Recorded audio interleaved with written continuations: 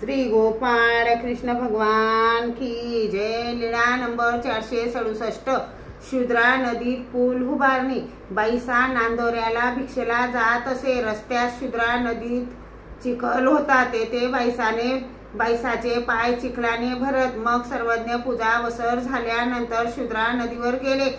आपल्या निळ्या रंगाच्या उपरण्याचा पट्टा करून तो कानावरून बांधला व पदराचा कासोटा घेऊन तेथे उभे राहिले। त्या नदीवर अवधूताकरवी छोटासा पूल बांधवित होते। तेवढ्यात उपाध्ये आले। त्यांनी सर्वज्ञांना दंडोते घातले आणि म्हटले, दंडोते घातले, श्रीचरणा लागले। तेथे उपाध्याची भेट झाली। तेव्हा साडे गावाहून काळदास भट उपार आणीत होते। सर्वज्ञांनी त्यांना येताना पाहिले आणि म्हटले, भक्त आले, आता महात्मा व्हावे लागेल। मग सर्वज्ञ नीट नेटके कपडे करून भोजनाच्या स्थानी जात होते। तेव्हा पुढे काळदास भट व मागे गौराईसा डोक्यावर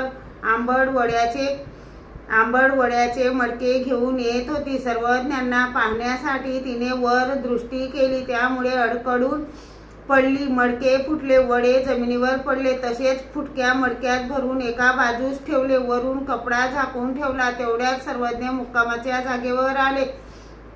गौराईसा आली, तिने सर्वज्ञांना दंडोते घातली, श्रीचरणा लागली। मग बाईसाने सर्वज्ञांचे श्रीचरण धुतले, टिळा लावला, पूजा वसर केला, सर्वज्ञांसाठी ताट केले, भक्तजनांसाठी पत्रारवाडी टाकल्या।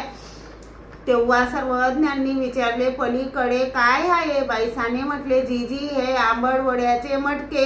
गौराईसा अडकडून पडली, त्यामुळे मडके फुटले, वडे खाली सांडले। मग ते सर्वज्ञांना कसे वाढावे? सर्वज्ञांनी सांगितले, आणा।